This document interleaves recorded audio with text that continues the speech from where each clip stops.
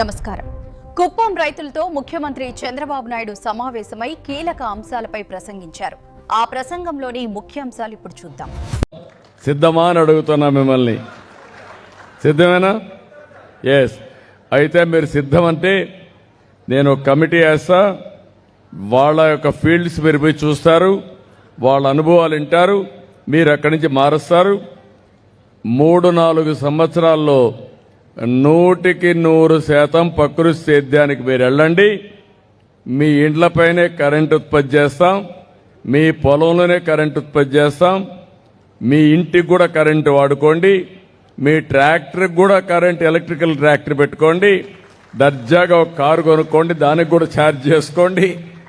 ఇంటికాడ వంట కూడా కరెంటుతోనే చేసుకునే పరిస్థితులు వచ్చాయి. కొత్త స్టవ్ వచ్చింది, వంట కూడా అయిపోతుంది.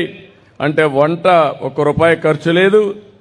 అదే సమయంలో కారులో తిరగడానికి ఖర్చు లేదు, ఇంటికి కరెంటు బిల్ లేదు, హాస్పిటల్ పోయే పని లేదు.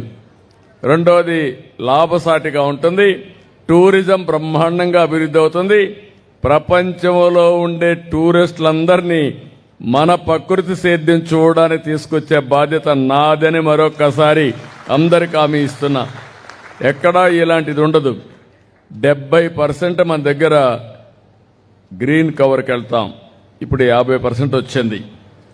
తిరుపతి 89.9% తిరుమల పైన గ్రీన్ కవర్ ఉంది, పచ్చదనం ఉంది. ఇక్కడ 50 నుంచి 70-75కి వెళ్ళిపోతాం. రెండోది అందరి నీవా నీళ్లు తీసుకొచ్చాం. దీనివల్ల రాబోయే రోజుల్లో జలధారకు వెళ్తున్నాం.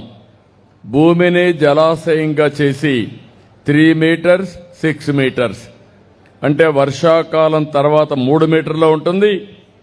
మళ్ళీ ఎండాకాలం అవుతానే 6 మీటర్లు ఉంటుంది. 3 మీటర్లు వాడతాం. ఆ 3 మీటర్లు కూడా మీ పంప్ సెట్ కాడనే సోలార్ పెడతాం. మీరు ₹1 ఖర్చు లేదు. నేనే మీకు సోలార్ పెట్టిస్తా, ఫ్రీగా పెట్టిస్తా. దర్జాగా మీరు ముందుకు వస్తే మొత్తం పెట్టేస్తాం. ఆ తర్వాత మీరు ఆలోచిస్తే మీ ఇంటి పైన కూడా మొన్న 8,000 సోలారు ప్యానెల్స్ పెట్టించాం కుటుంబాలకు, ఎస్సీలకి, ఎస్టీలకి. ఓసీలకి, బీసీలకి 49,000 ఇప్పుడు శాంక్షన్ చేశాను. అంటే మనం ఉత్పత్తి చేసే కరెంటు సోలార్ కరెంటు, ఎక్కడా పొల్యూషన్ లేదు.